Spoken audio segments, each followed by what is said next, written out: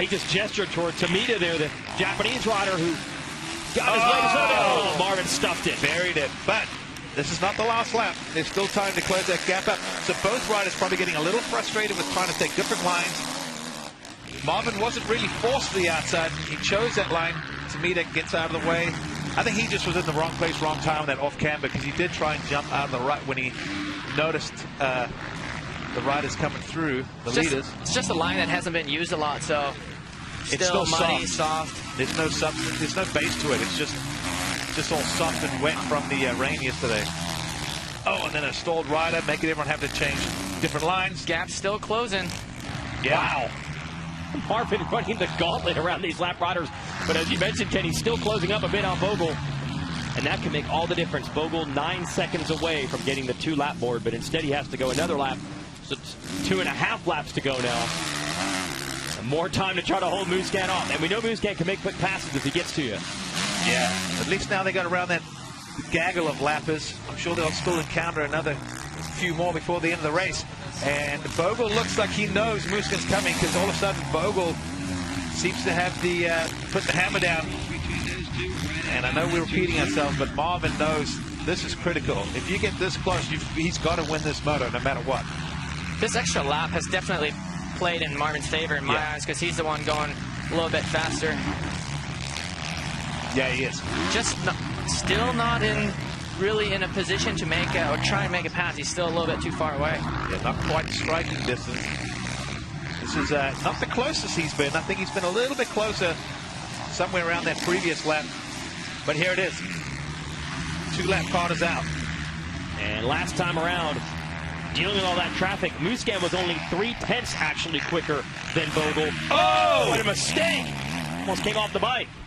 That's what we're talking about. When you're pushing, you've got to give it everything. It's not from a lack of trying, but on a track like this where we keep saying you've got that soft stuff on top, like right there, and that hard, slick base, it's very easy to try or to override a bike.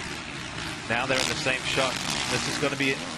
You got a feeling it's going to come down to maybe the last lap, and we're going to maybe also test how aggressive will Marvin get for a win, and potentially putting himself into a title position. So he has to get aggressive.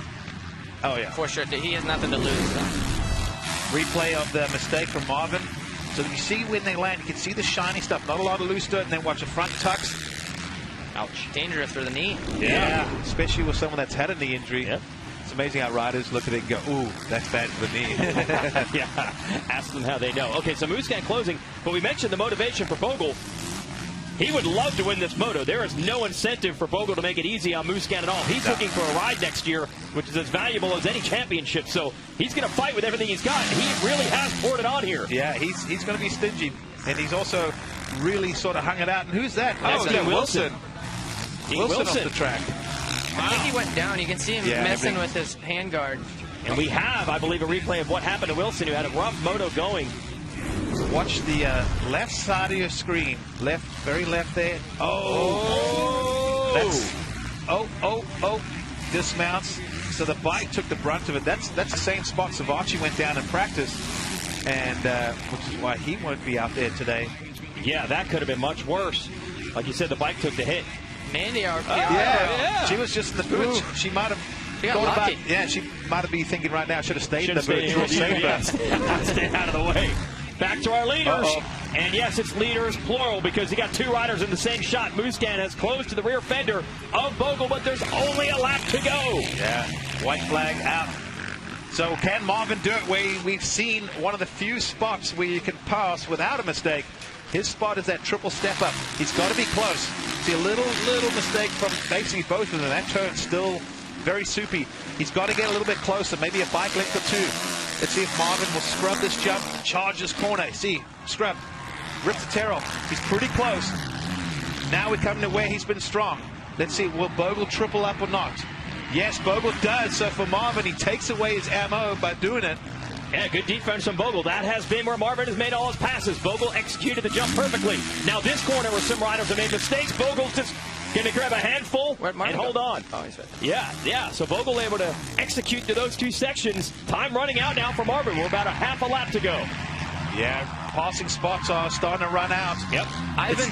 It's going to either be a mistake or he's going to have to make it happen somewhere. He's just not close enough. I was trying to think ahead, and I was thinking that he might have, if he's close, might have a little bit more drive down Henry Hill. Possibly, that would possibly be the only spot where he could potentially make something happen, but he's just a little bit too far away. Yeah, that's the jump they're going over right now. This is Henry Hill.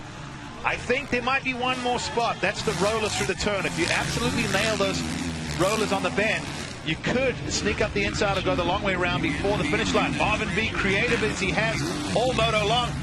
Oh, he's trying hard. Yeah, these guys are both trying it. Yes. All right, so here we go.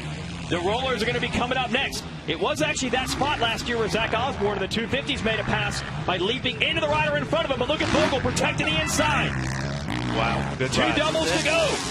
Bogle's going to answer the challenge from Musquin and hold on to win his second moto of the year. What a great race. Nice race. Fans appreciate that. You can hear the crowd going nuts right now.